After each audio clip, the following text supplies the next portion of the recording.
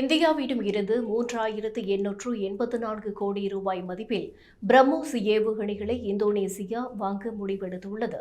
India மற்றும் Russia இணைந்து பிரம்மோஸ் என்ற சூப்பர்சானிக் ஏவுகணைகளை தயாரித்து வருகின்றன. சவுதி அரேபியா, ஐக்கிய அரபு அமீரகம், மலேசியா, வியட்நாம் உட்பட 12ற்கும் மேற்பட்ட நாடுகள் பிரம்மோஸ் ஏவுகணைகளை வாங்குவது தொடர்பாக மத்திய அரசுடன் பேச்சுவார்த்தை நடத்தி வருகின்றன.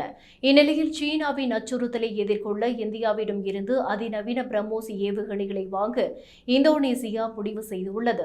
இது தொடர்பான ஒப்பந்தத்தை இறுதி செய்ய மத்திய அரசு மற்றும் இந்தோனேசியாவின் உயர்நிலை குழு இடையே டெல்லியில் பேச்சுவார்த்தை நடைபெற்று வருகிறது. இதுகுறித்து பேசிய பாதுகாப்புத்துறை அமைச்சக அதிகாரிகள், உக்ரைன் போர் காரணமாக சர்வதேச நாடுகளின் கவனத்தை பிரம்மோஸ் ஏவுகணை ஈர்த்துள்ளது.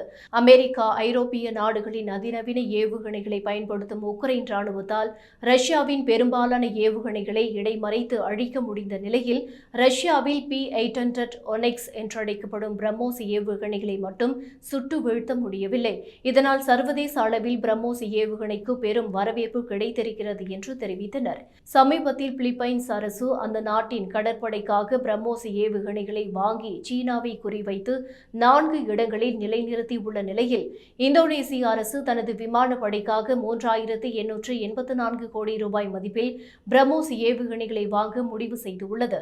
ஒப்பந்தம் கையெழுத்தான பிறகு இந்தியா சார்பில் இந்தோனேசியாவின் சுகோய் போர் விமானங்களில் பிரம்மோஸ் ஏவுகணைகள் பொருத்தப்படும் என்று தெரிவிக்கப்பட்டுள்ளது.